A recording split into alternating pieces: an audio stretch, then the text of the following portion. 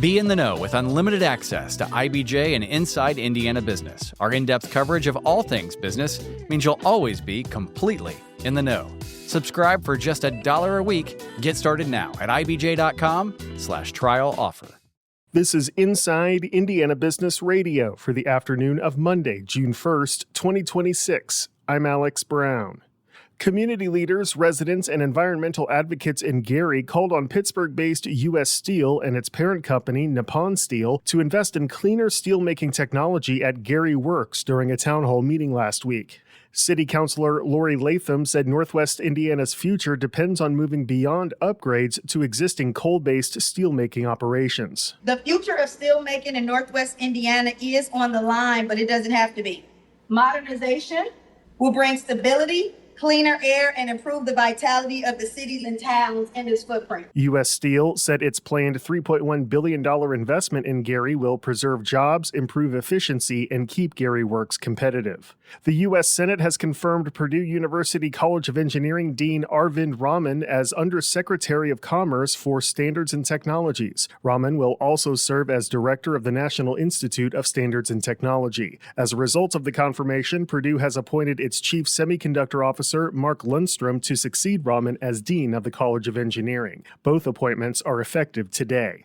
Indiana Wesleyan University is branching out into vocational training with the launch of an automotive technology program. The university said the program combines paid on-the-job training in professional dealership service centers with online coursework as students pursue an associate's degree in automotive technology. From the number one source for Indiana business news, this is Inside Indiana Business Radio. Southwest Indiana is essential to elevating Indiana's future. Explore how IBJ Media, Inside Indiana Business, and the state of Indiana are bringing a bold vision for regional growth at Innovate Southwest Indiana, presented by CareSource, Indiana University, and Old National Bank.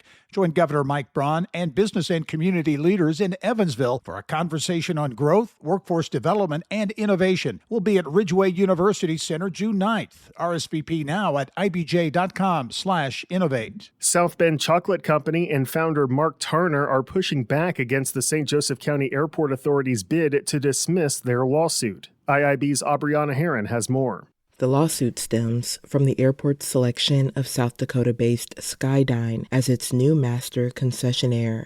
South Bend Chocolate Company had operated as the airport's sole concessionaire since May 2014, providing food, beverage, retail, and vending services in the terminal.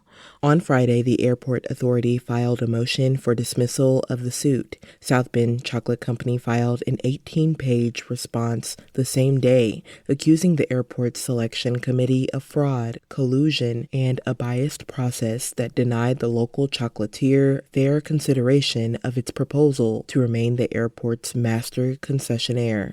The response argues the airport's motion for judgment on the pleadings should be denied because the company has a case that has not yet been fully heard on its merits. At the core of South Bend Chocolate Company's argument is a dispute over which Indiana statutes govern the airport's concession selection process. It also alleges the Airport Authority Selection Committee presented a biased summary of proposals to the board rather than the full submissions, and that the board was influenced by false representations made by Skydyne. South Bend Chocolate Company had sought a preliminary injunction that would have prevented Skydyne from taking over, but that request was denied. The case remains pending in St. Joseph Superior Court.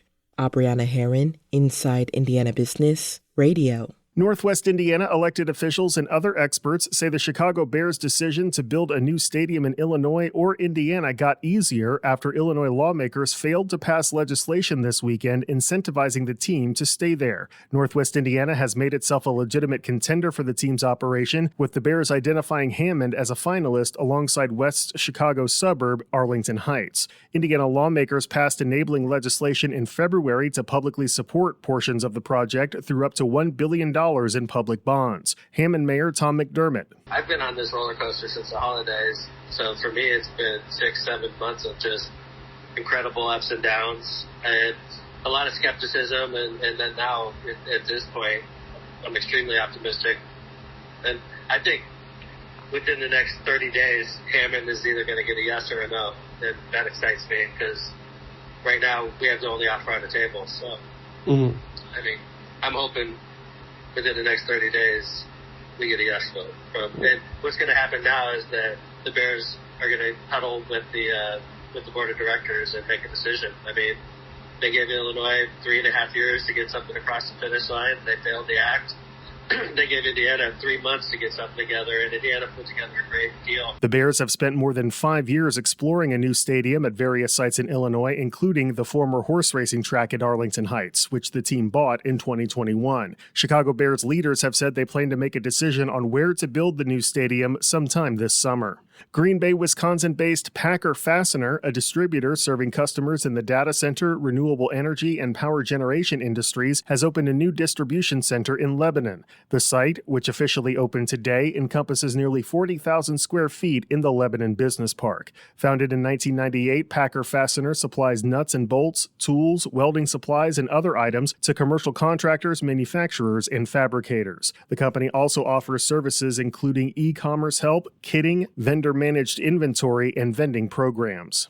Northwest Indiana Forum CEO Heather Ennis is this week's guest on the Business and Beyond podcast with Gary Dick, presented by PNC, a weekly conversation with high-profile Hoosiers in business, sports, and entertainment, and beyond. Available now on the IBJ Media app or your favorite podcast provider.